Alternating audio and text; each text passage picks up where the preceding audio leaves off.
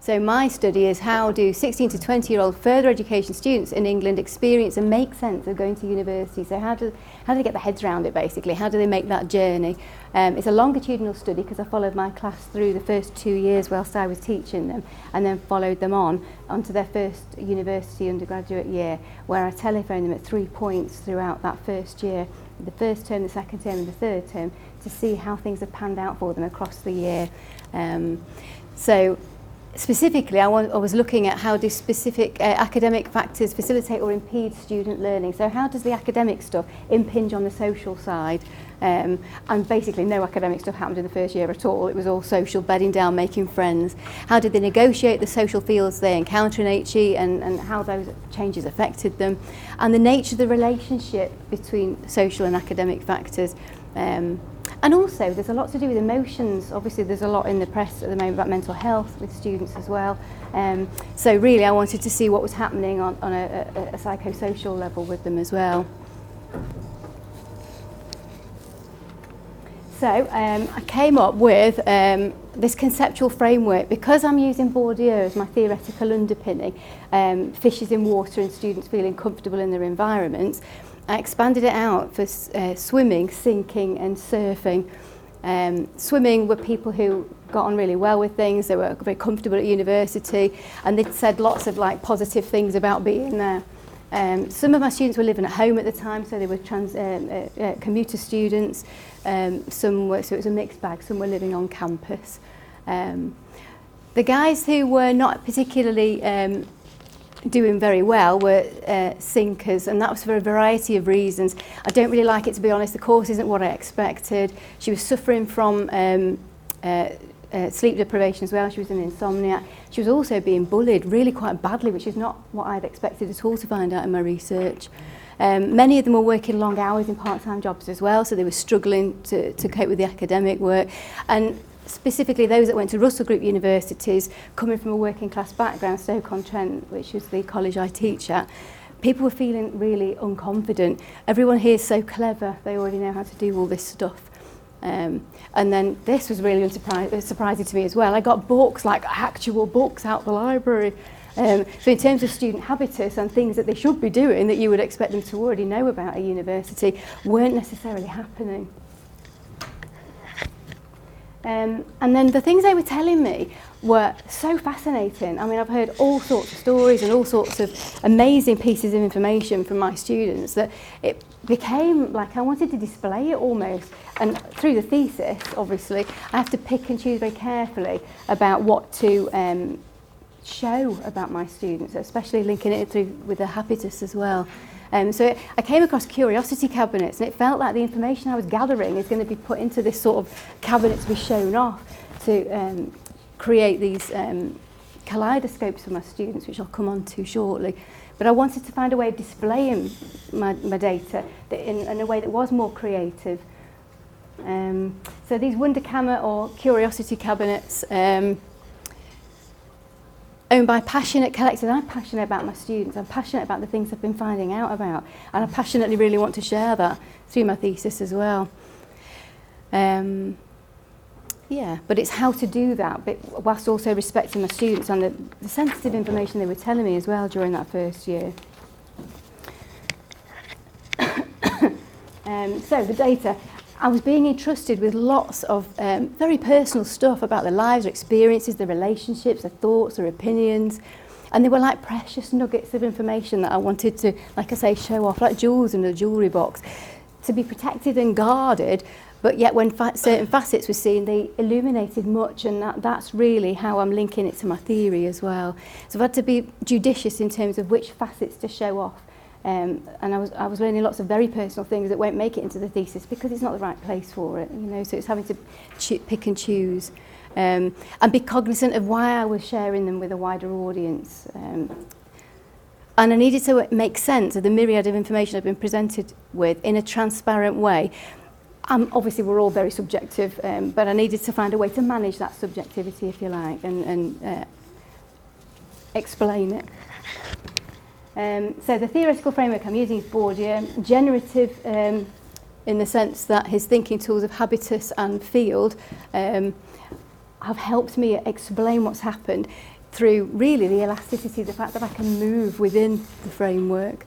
Rejecting formal theoretical theory where it's developed in the absence of empirical encounters, Bourdieu himself argued for the application of his thinking tools to the researcher and the researcher's location in both the academic field and in the research field. So in other words, thinking creatively with theory. So using that theoretical underpinning, but put it into practical everyday use, applying it to the real lives of my students. So it wasn't just dead theory.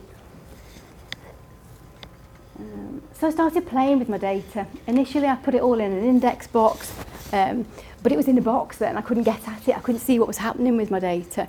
So I then came up with a jigsaw template to see if I could, whilst I was coding, this kind of thing. So flatmates and lack of confidence, but there were so many patterns emerging that it didn't all fit together neatly in the same way that a jigsaw would. So it falsely represented my data really. But it initially helped me to visualise and start getting creative with the data once it came out of the box. Students' experiences were messy, multifarious, didn't fit neatly together. A more suitable reflection became this kaleidoscope template, which better reflected the complex pattern of their ontological experiences. So I could see what was happening, and it became more creative. So that turned into that, which then became that. So I overlaid an acetate sheet at top level coding for cliques, academic work, effort, flatmates, peers, and then underneath that, so each student had a story building up across the 3 data collection points, so I could see longitudinal patterns emerging. So then from the kaleidoscope pattern, I wanted to map across the year, so it became even more apparent, because I was well into the data, but when my supervisors and I was going to present at the Viva to my examiner, I needed to make it more obvious in terms of what had happened across the year. So my coding was all down the left-hand side, and then each data collection point, you can see that. So I could see really, visually, what happened to these particular students at these particular points, and that's just one student, and I've got 12 of them in my research. I've got 12 graphs, if you like that helped me see exactly what was happening across the year for them. So in terms of CACDAS, yes, I could have gone down the NVivo route, and I did go on all the training courses. I can use NVivo, but I found it alienating in the sense that it wasn't allowing me to get it more into the depth of my research. In analysing our data, we are confronted with ourselves and with our own central role in shaping the outcome. I wanted to get messy, I guess, is what I was trying to say there. Indeed, perhaps this is part of the reason why computer programs have been so popular. The use of technology confers an air of scientific objectivity on what remains a fundamentally subjective interpretive process. I knew these students and I'd worked with them very closely for well over 3 years. So putting the data into NVivo, to me, created more of a barrier when I wanted to get into the nitty-gritty and pick it apart and struggle to make sense of the data. Putting it in NVivo would have very neatly organised it and stacked my data, but it didn't allow me to think as creatively as I needed to, really. So I chose deliberately not to go down CACDAS. I'm not particularly writing a feministic PhD, but come from being involved in a relationship with our subject matter and respondents, and through not adopting a detached and objective stance. I couldn't anyway. I was too subjectively connected with my students. So reflexivity has become a massive part of my PhD as well, and knowing how and where that reflexivity has occurred, really. So, and acknowledge it as well. And that's helped me, thinking creatively and playing with my data has helped me to do that as well, I would argue. So in terms of this CACDAS and limitations, there's a risk of technology distancing, which I did find very much from the outset.